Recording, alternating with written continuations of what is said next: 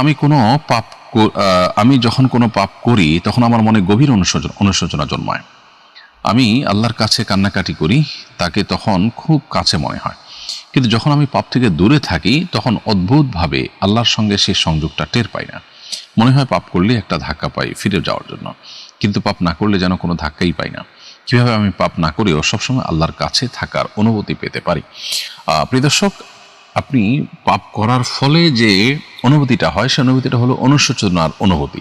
যখন আপনি পাপ করার সুযোগ পাচ্ছেন না তখন আপনার সেই অনুশোচনার অনুভূতিটা হয়তো থাকে না, কিন্তু অ্যাট দ্য সেম টাইম আপনার মনের মধ্যে নিশ্চয়ই আল্লাহ তাআলা আপনাকে যে পাপ থেকে বাঁচিয়ে রেখেছেন সেজন্য কৃতজ্ঞতা বোধ আপনার মনের মধ্যে জাগ্রত হয়।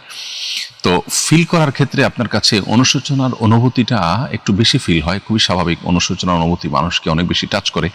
এই জন্য আপনার কাছে সুস্থ বা স্বাভাবিক অবস্থাতে যে আল্লাহ আপনাকে পাপাচার থেকে বাঁচিয়ে রেখেছেন, তখন যে কৃতজ্ঞতার ফিলটা হয় সেটা আপনি সেভাবে হয়তো রিলেট করতে পারেন না বা রিলেভেন্ট করতে পারেন না। তো এই জন্য আপনার এটা ভাবার কোনো কারণ নাই যে তাহলে পাপের মুহূর্তগুলোই বোধ আমার জন্য ভালো, মোটেই না।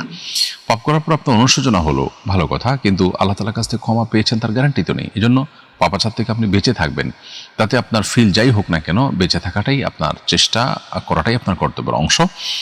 সেটা আপনি করবেন এবং ভালো ফিল হোক আর খারাপ ফিল হোক আপনি আপনার চেষ্টা অব্যাহত রাখবেন, এবং সাধারণ অবস্থাতে যখন পাপাচার হচ্ছে না তখন আল্লাহ তাআলাকে বেশি বেশি শুকরিয়া জানাবেন যে আল্লাহ আমি আপনার কৃতজ্ঞতা আদায় করছি।